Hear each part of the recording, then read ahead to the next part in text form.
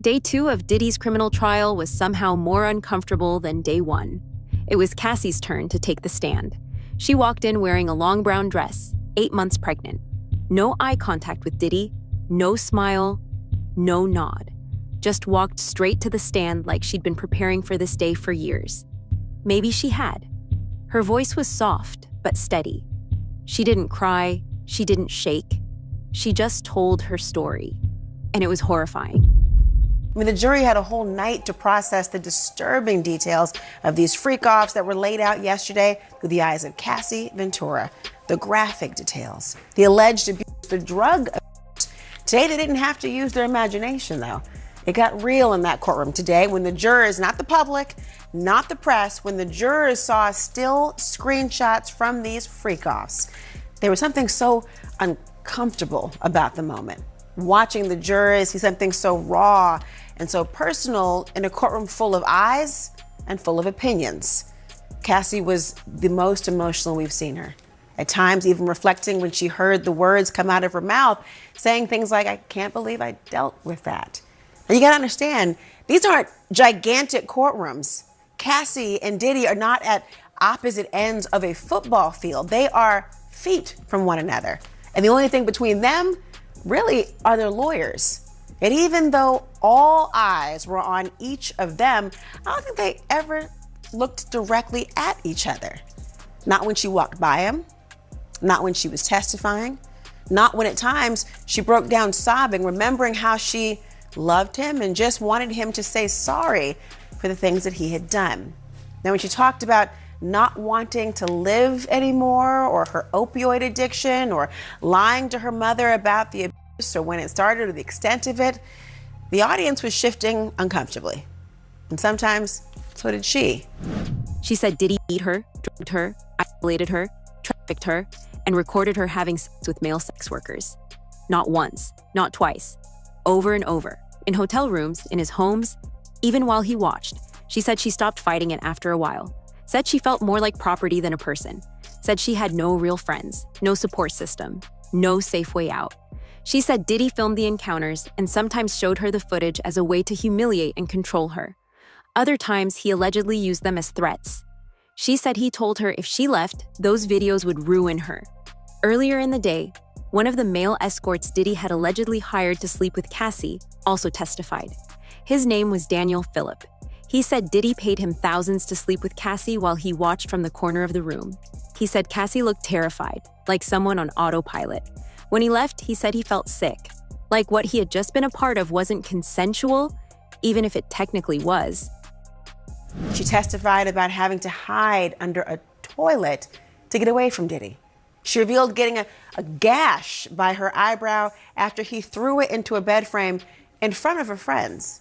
She said she got stomped in the face on the floor of Diddy's Escalade for the duration of a ride home. And she claimed throughout their time together that she felt, well, powerless to make the choice to escape. Now, to make her point, Cassie talked about going to a hotel when Diddy beat her after a party in Los Angeles. She said she didn't want to stay, but felt she couldn't leave. She testified, quote, "It was not safe. I didn't have the resources I needed to get out and move, to get out and not have anybody stop me." You know, Cassie went on to say, I understood Sean's capabilities, his access to guns, and the threats that he made prior to that. Cassie clarified her testimony from yesterday as well, saying that there were times that she did try to fight back or even initiated violence. She testified she did so earlier on in their relationship, but she quickly found out it could backfire, telling the prosecutors, quote, that it could escalate the fight more and make it worse for myself. When the prosecutor asked what she meant by that, Cassie said, quote, "Just make him more violent, make him stronger, want to push me harder in that situation." He testified that another time, he heard loud bangs and yelling from behind a closed door. A few minutes later, Cassie came out shaking. Her face was bruised. She didn't say a word, just walked past him with her eyes to the floor. The defense tried to suggest Cassie stayed for the money, that she was an adult and could have left if she wanted to. But the prosecution pushed back, arguing that trauma isn't that simple. And control doesn't always look like chains and locks. Sometimes it looks like luxury. Sometimes it looks like love that rots from the inside out. You know, Cassie also described the leverage, that's the word she used, leverage Diddy had over her. She said that leverage came in the form of blackmail. Those videos specifically of the freak-offs. She testified that Diddy threatened to release them when he got angry. Cassie said, quote, "One time I dated someone else, and that is what it was all about. I'm going to put out 2 embarrassing videos of you. He just wanted to hurt me." Now, Cassie's direct testimony is actually now over. The defense, though, they're going to get their chance to cross-examine her and go into the details again tomorrow morning. I want to begin with CNN entertainment correspondent Elizabeth Wagmeister, who you and I have been bosom buddies in this court. We've been sitting next to each other, watching it all go down, and you have a unique perspective on all this and the coverage you've been doing. Talk to me, though, about the scope and of the violence and the intimidation that she laid out in court today. Yeah, Laura, so as you said, her first day of testimony yesterday really focused on these freak-offs. Today focused on the physical abuse, the domestic violence. This was the first time that the jury saw photographic evidence of the injuries. You mentioned this gash on her eyebrow. We saw bruises all over her body, a black eye, a fat lip. I want to walk you through just some of the instances that Cassie brought up when she testified today. One time she said that she and her girlfriends, they went to Prince's party. Yes, the musician Prince. Diddy was there. He didn't know she was going to be there. He got angry and she said, quote, "He beat me up." She said that after they broke up in 2018, that he raped her in her living room at her home. Diddy sat motionless during most of her testimony, arms crossed, eyes fixed, occasionally scribbling something in his notebook. But he never once looked away. The room was dead silent when she stepped down. No one clapped. No one whispered. Just the sound of heels on the floor and a door closing behind her. Cassie was only 22 when Diddy first introduced her to what he called freak-offs. At first, it sounded like some kind of twisted fantasy, but it didn't take long before it became a regular part of her life, one she said made her feel used and worthless. They're showing an incident from Toronto. She said she put her hair over her eye to hide a bruise, and then they went to the Hamptons. She said that Sean Combs wanted to then have a freak-off in the Hamptons, so they got a hotel and an escort. She said that the escort was named Dave. She took the drug GHB, and she went into a G-hole, which sounds like some type of blackout. She woke up, and she was naked in the shower, and Dave and Sean were freaking out. "I bugged out. It wasn't pretty," is what she said in the testimony. She said, "Then what?" Ventura responded, "I spoke to a friend of Sean's, and then we had a freak-off." And then they showed another photograph, and it shows her eyebrow that had healed up a little bit a week later, and she has a permanent scar on her eyebrow, she said, from this. And she is shown another photo from the Cannes Film Festival. She said Sean accused her of taking drugs from his boat and threw her off of the boat, but her passport was still on the boat.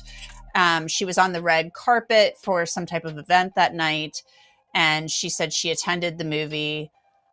They then went to New York. There was a commercial flight that they took. She traded her seat to get away, but he traded to get next to her. What did he show you? Freak-off videos. So we've heard about this, him showing videos and then using that as kind of blackmail material, if you will. She said that he played the freak-off videos for me on one of his laptops. He said he would release them. So that's some pretty compelling evidence. Before these events, Diddy had a checklist. She had to get her nails done a certain way, white or French tips only. Her body had to look just right, tanned, waxed, fit. He'd make comments about breast implants, her figure, even how she walked and talked. She wasn't just showing up. She was preparing for a performance. The first time happened in his bedroom at his LA home. She didn't know the other man involved, just that he was paid to be there. She'd taken ecstasy and drank before it started, trying to numb the nerves. Diddy directed everything: lighting, outfits, baby oil. He even had her wear masks and wigs, turning it all into something secretive and surreal, law experts hint Cassie could play a particularly important role in deciding the outcome of this case. Cassie can talk about and identify the sex workers that may have been involved, identify the locations, because again, in order for this to be a federal case, you've got to cross state lines. So if you have to establish that these activities happened in New York, happened in Miami, happened in California, that you were forcibly transferred or had to travel to each of these different locations. So the videos are going to be important from that perspective. But again, I don't think everybody's going to sit there and, watch, sex tape after sex tape after sex tape and watch Cassie be, basically raped and brutalized 10 different ways from sunrise. I don't see that happening, but I do see some snippets coming in.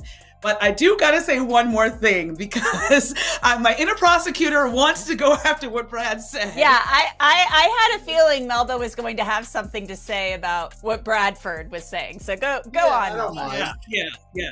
But most importantly, I think that Melba's bringing the velvet hammer to you, Bradford. Not a velvet glove, a velvet hammer. Fantastic. So go on, She's Melba. always been fantastic. I welcome it.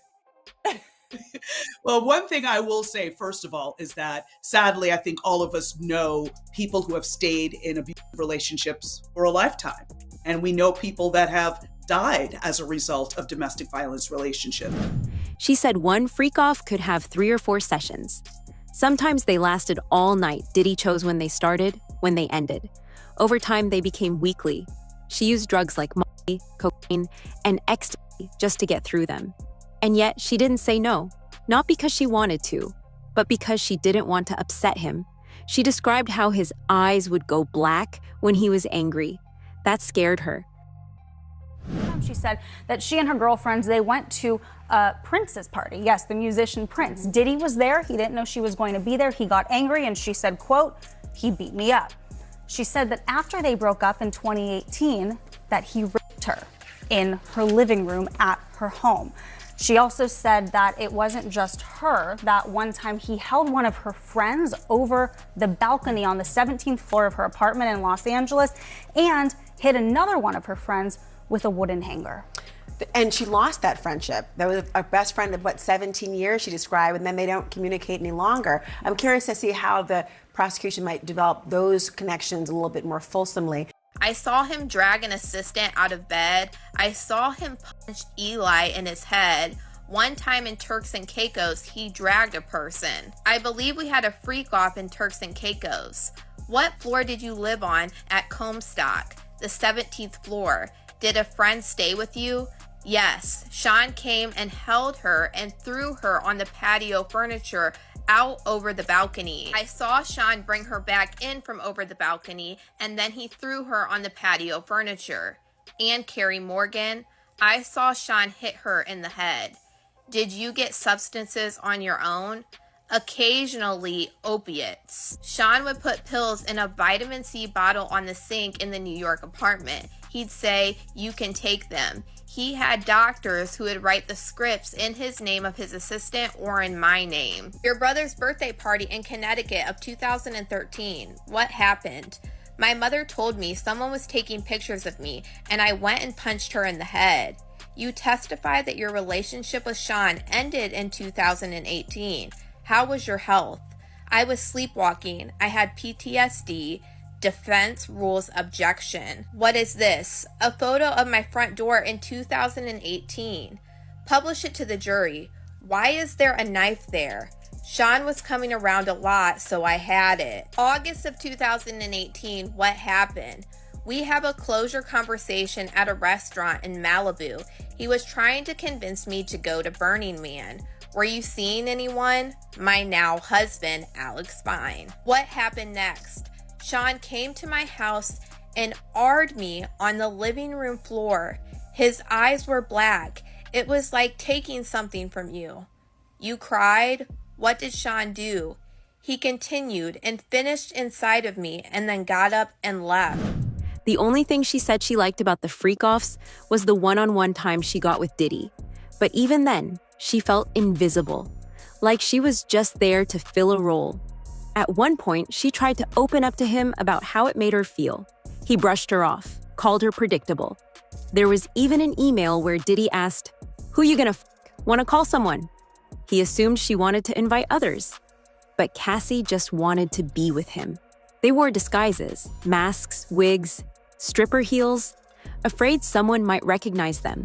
It happened in hotel rooms across the country: New York, Miami, Vegas, even Turks and Caicos. Staff brought in everything from baby oil to candles, sometimes 10 bottles of oil in a night.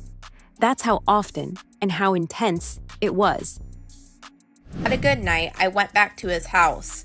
Can you explain why you did that after he R-worded you? We had been together for 10 years. Who did you stay in touch with? Most people, though I pulled away. What did you message Sean about after that? Just checking in. What did he send you?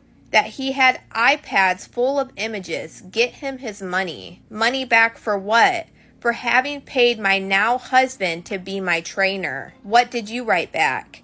Do you want me to tell you the truth? It's much deeper than iPads. There's abuse more than freak-offs. There was a time that I couldn't take my pain and I tried to walk out in traffic. My husband wouldn't let me. I had trauma therapy.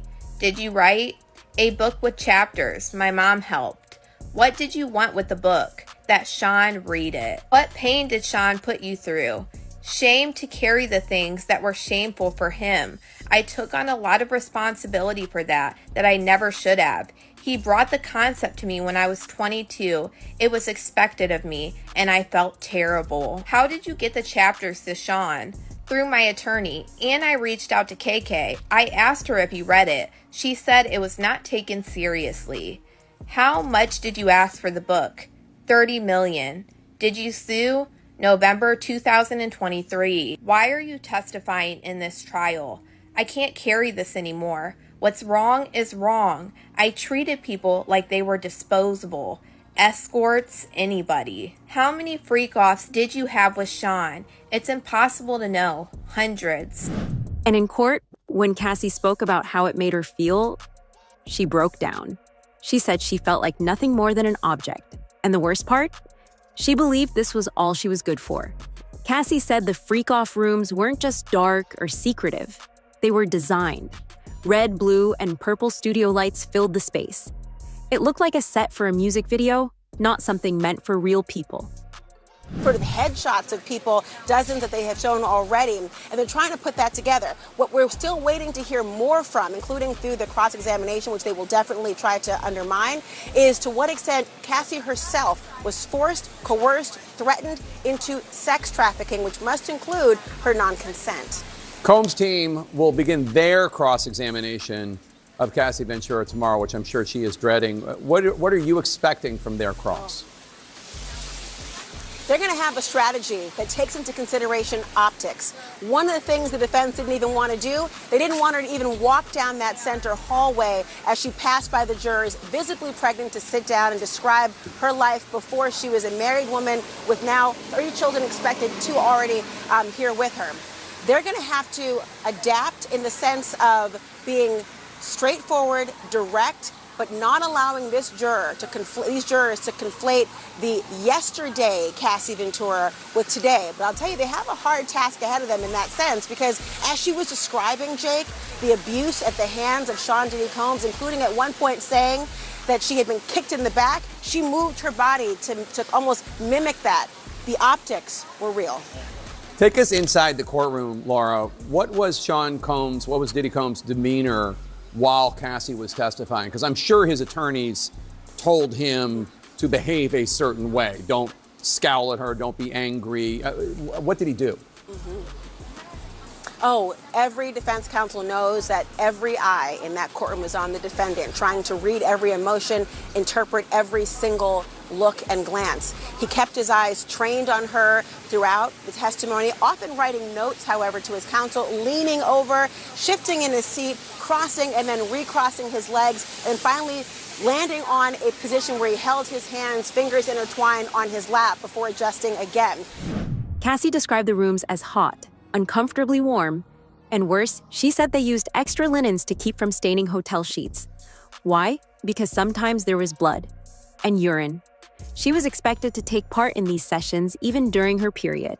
We know Diddy was disgustingly freaky from Gene Deal.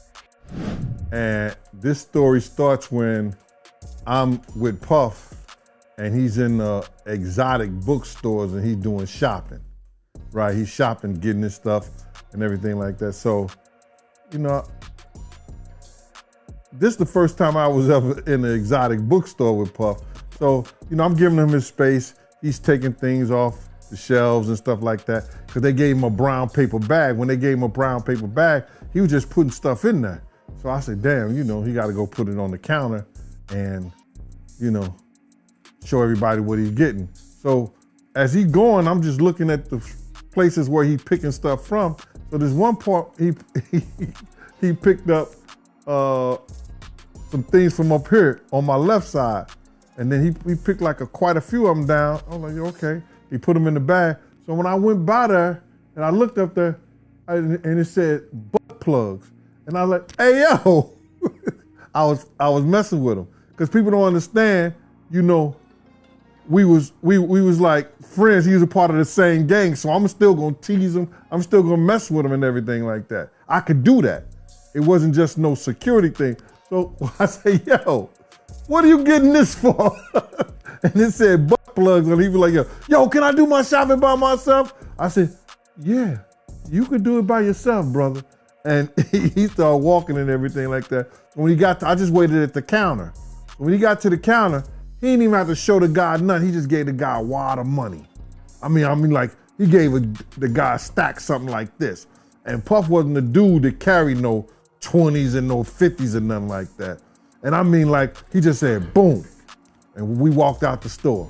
So I'm hearing at the door and stuff like that, like, yeah. So then next thing you know, somebody rang the doorbell. We had the presidential suite where we was at. So I opened the door and the dude said, yo, I'm here for my cousin. I said, who your cousin? And he said, Ja Rule. I said, well, he busy right now. He said, he busy doing what? I said, he with Puff, they're in the room, they busy, they don't want to be bothered. He said, well, I'm going in there. I said, bruh, you ain't going in there, because he told me they don't want nobody to be bothering them. He was like, yo, I don't care, man, I'm going in there. That bull like that. I said, yo, bruh, Jesus Christ had to come down here and take the air out of my body before you get in that room right there. Watch. He tried to bum rush me. I grabbed his and threw him against the piano. When I threw him into the piano, Puff and Ja Rule runs out the room. Puff got his towel, Ja grabbing his towel, but they butt the naked. And so then Ja was like, yo, what's going on? Yo, Gene, that's my cousin. He know me well, you know, and Puff was like, yo, Gene, what happened? I said, he tried to get in the room. I told him he couldn't get in the room. And he was like, he just looked, Puff looked at Ja. He said, yo, Ja said, you ain't want to go in that room because there's a lot of freaking going on. So I was like, oh, he said it was a lot of freaking going on. And there's also allegations that Diddy's mom was a part of the freak-offs. Oh, Diddy mom is being accused of helping Diddy steal money. It's a guy named D1 that's suing her. I think that they accusing Diddy mom of stealing anything is wrong. All she did was allow him to put certain things in her name to protect. If at any time, because of some of the things that he was doing and the nature of what he was doing and he knew he was doing to people, if he ever sued, he'd probably be safe having money and things in her name. Do you understand that? See, I don't believe Miss Combs gave that stuff up a long time ago when she used to do her little modeling thing with her little ladies of the night, the little wild parties. When she gave that up, I don't think she was in the business. I don't think she was in the business to know exactly where the money's going, how's coming in, who she taking it from. He was just doing it and putting it and had the authority to put it in her name. You understand what I'm saying? Right, but let me ask you this. Do you think she knew what he was doing? I believe she knew he was doing the freak-offs, but do I believe she knew he was allocating different monies to different places and which way it was going, which offshore accounts, which Swiss banks accounts, and all this shit was going in? Nah. I think she just was enjoying the fruits of the labor. But why you believe she knew about the freak-offs? Because one of the witnesses said she was there. People had to take IVs. Remember the time that him and his mama kissed each other on the lips? Yeah, I remember that video. Do you remember that both of them was getting an IV at the same time? Yeah, I did notice that, yep. That's from the Diddy freak-off party. And I'm gonna say allegedly. So let me ask you this. You knowing her at one point, you knowing her personally, is she the kind of person that, you know, will be a part of a freak-off or no? I think that she liked to party, and she partied with young people.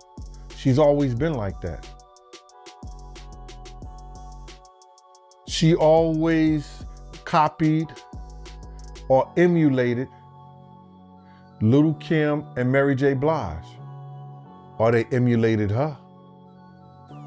The blonde hair, the nails, the high boots, the age-appropriate, inappropriate clothing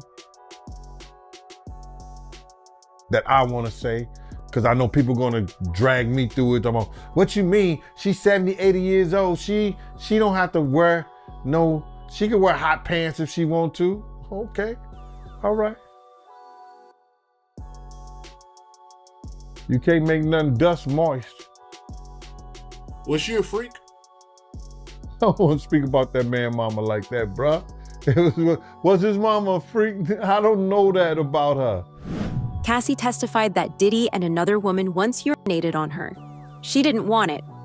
She never asked for it, but she was high and too overwhelmed to say no. She said she once even started choking on it. She felt disgusted and humiliated, but Diddy was turned on by it. This didn't happen all the time, but it happened enough that it stuck with her. She didn't scream or fight. She thought it should have been obvious she didn't want it. Afterward, staff would clean up the mess. The damage sometimes cost thousands. Cassie is expected to keep testifying for another day or two. But this was the first time she told her full story out loud, in front of him and everyone else. It wasn't just hard to hear, it was heavy. And we're only halfway through. How do you think this trial will turn out? Let us know in the comments.